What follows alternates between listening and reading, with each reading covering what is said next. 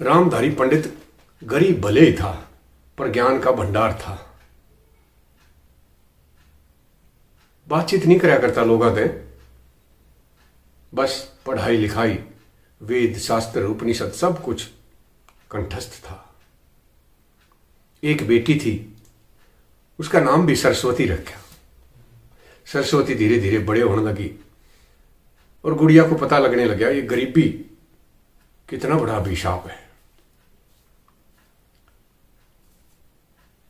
छोरी जवान होगी, एक दिन अपने पापा से कहने लगी, पापा आप राजा के दरबार में क्यों नहीं जाते? बेटा मैं क्या करने जाऊं? आप जाके वहां नौकरी मांगो और उनसे कहना जिस समस्या का हल कोई भी नहीं कर सकेगा ना, उसका हल मैं करूंगा, लेकिन रोज के 1000 रुपये तनख्वाह लूंगा। ठीक है बेटी, तू कहती है तो मैं जाता हूं। और हिम्मत करके रामधारी पंडित राज दरबार में पहुंच गया। महाराज, वजीर ने देखा फटे पुराने से कपड़े, बुरी हालत, गरीब पंडित जी क्या करने आया है।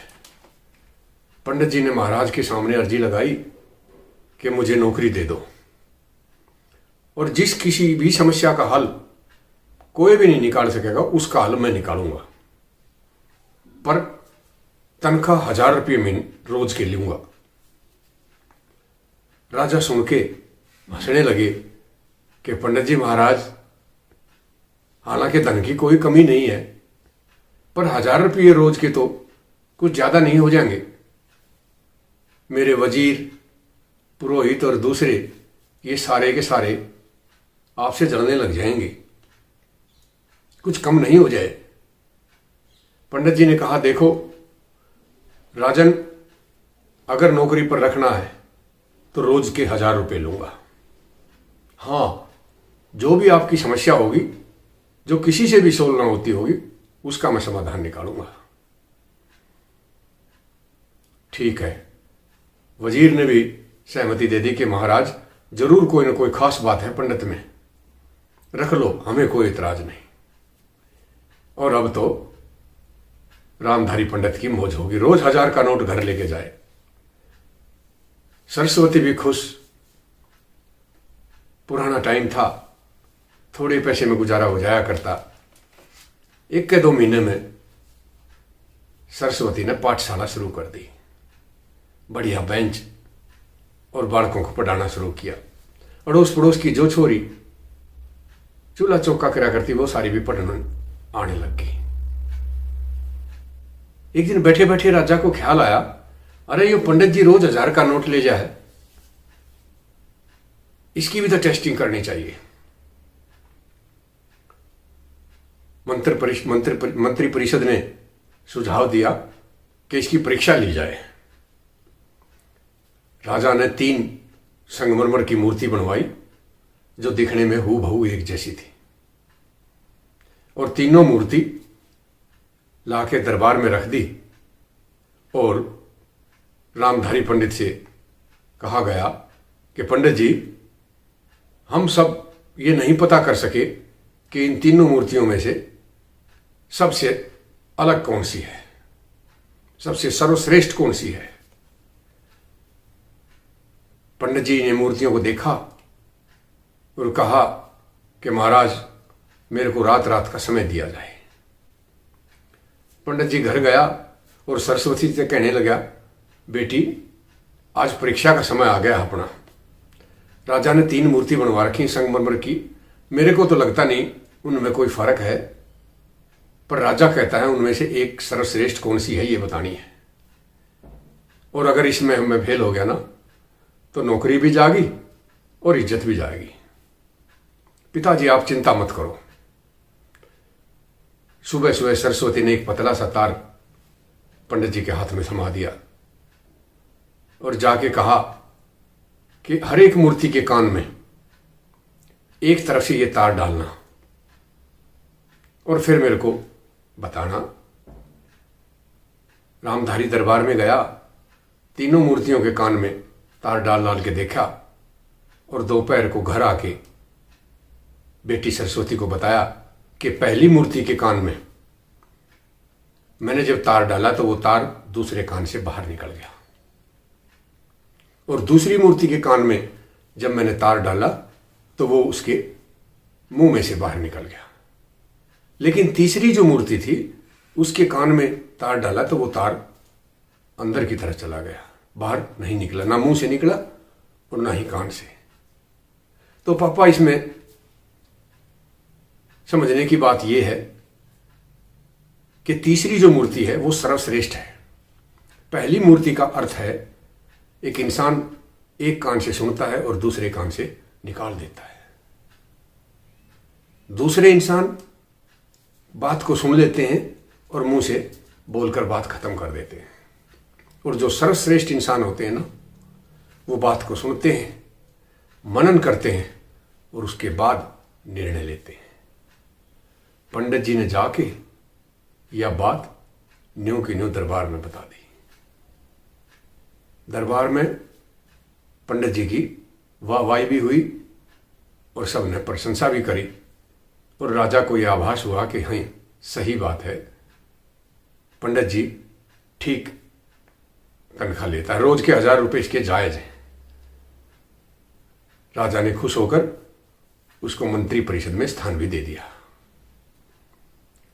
थोड़े दिन और बीते थे कि एक दिन राज्य पे एक अजीब समस्या आ पड़ी। एक विद्वान आए और उन्होंने एक प्रश्न दरबार में रखा।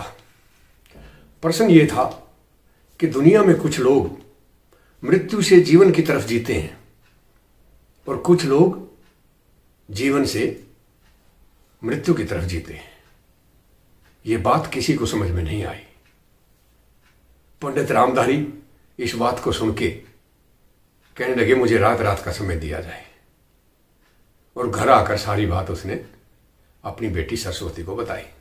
सरस्वती कहने लगे, पापा ये तो बड़ी साधारण सी बात है, कुछ लोग मृत्यु भोज में भी, इंसान के मरने के बाद भी उसके नाम पर खाते हैं और अपना जीवन मृत्यु से आगे की तरफ, जो इंसान चला गया है उसकी मृत्यु से ही अपना जीवन चलाते हैं। पंडित, पुरोहित या जो भी इस तरह का काम करते हैं वो लोग इस श्रेणी में आते हैं। और दूसरे लोग जो शिक्षक के रूप में हैं, वे चाहे वो डॉक्टर की भूमिका में है, चाहे वो गुरु की भूमिका में है, वो जब इंसान मृत्यु की तरफ बढ़ रहा होता है तो उसे ढांढस देते हैं, उसे दिशा दिखाते हैं, उसकी दवा दारू करते हैं। इस कैटेगरी में वैद्य, डॉक्टर, फार्मासिस्ट और जो भी इंसान मृत्यु को लंबित करने में मदद करता है, भले ही वह वचनों से करता है, भले ही वह किसी रासायनिक पदार्थ से करता है, भले ही वह अपनी सेवा से करता है। दुनिया में 2 तरह के इंसान हैं, एक मृत्यु से आगे की तरफ चीजें चलाकर अपना जीवन यापन करते हैं, दूसरे जीवन से मृत्यु की तरफ का जो दौर है उसे लंबा करके।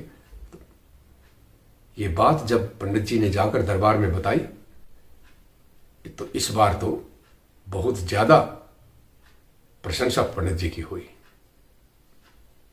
लेकिन राजन के मन में सवाल उठा कि ये पंडित जी जब भी कोई समस्या आती है तो रात का टाइम क्यों मांगते हैं, ये घर क्यों भाग खड़े होते हैं और अगले दिन आते ही समस्या का समाधान कर देते हैं। पंडित जी बुलाए और राजन के सामने उन्होंने स्पष्ट शब्दों में कहा, महाराज वास्तव में इन समस्याओं का समाधान मेरी बेटी करती है। मेरी बेटी बहुत बुद्धिमान है और उसी की सलाह पर मैं यहां नौकरी करने आया था, नहीं तो मेरे में कहां हिम्मत जो मैं राज दरबार में आकर नौकरी मांगू। अच्छा, और राजन ने आदेश दिया कि सरस्वती बेटी को दरबार में बुलाया जाए। बिटिया दरबार में आई।